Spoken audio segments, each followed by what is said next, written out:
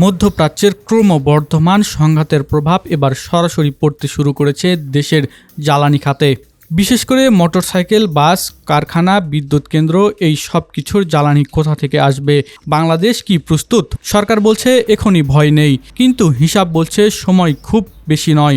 আর তাই ভয় না পেয়েও উপায় নেই। চলুন সংখ্যায় দেখি বাংলাদেশের জ্বালানি মজুদ আসলে কতদিন চলবে।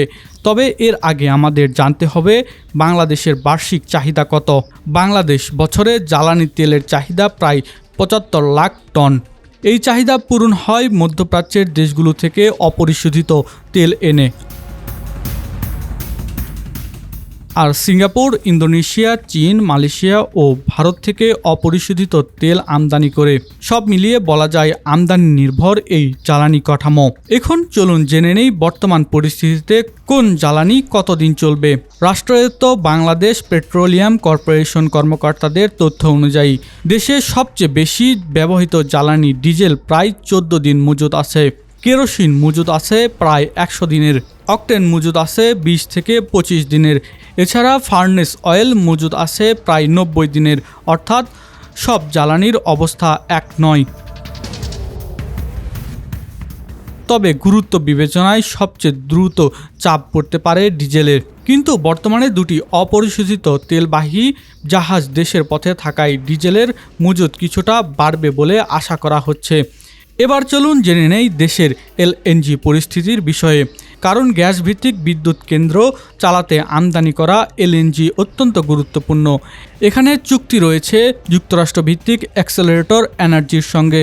প্রতি বছর ১৪টি কার্গো দেওয়ার চুক্তি থাকলেও বাস্তবতায় এটি ঝুঁকিপূর্ণ।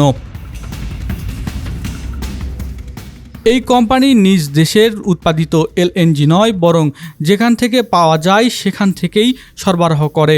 বর্তমানে কাতার বড় উৎস, অর্থাৎ মধ্যপ্রাচ্যে বড় ধরনের সংঘাত হলে সরবরাহের অনিশ্চয়তা থেকেই যায়। বিকল্প হিসাবে অস্ট্রেলিয়া, অ্যাঙ্গোলিয়া, মালয়েশিয়ার কথা বলা হয়েছে।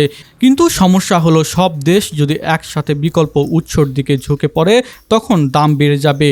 এবার চলুন জেনে নেই বর্তমান প্রেক্ষাপটে এলএনজি কতটা ঝুঁকিতে।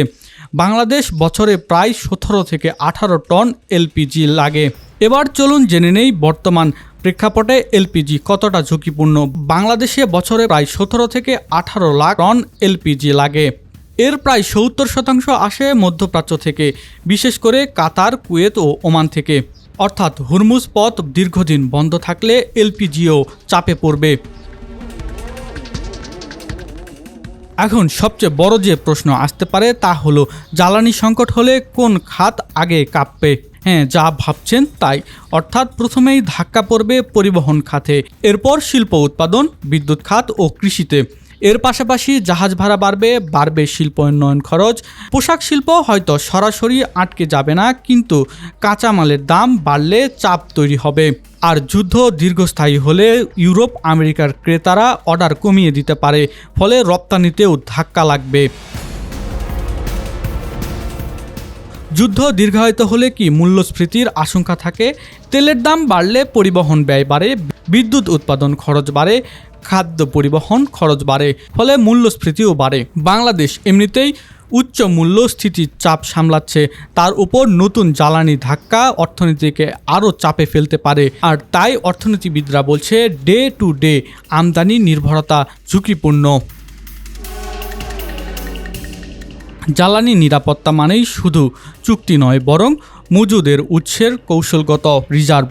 বর্তমানে হয়তো তাৎক্ষণিক সংকট নেই, কিন্তু যুদ্ধ যদি দীর্ঘ হয় তাহলে চাপ আসবে। প্রশ্ন হলো বাংলাদেশ কি মাসখানেকের মধ্যে বড় ধাক্কা সামলানোর জন্য প্রস্তুত, নাকি আবারও বৈশ্বিক অস্থিরতার ঢেউ দেশের বাজারে আছড়ে পড়বে? Nahid Hasan, DBN news.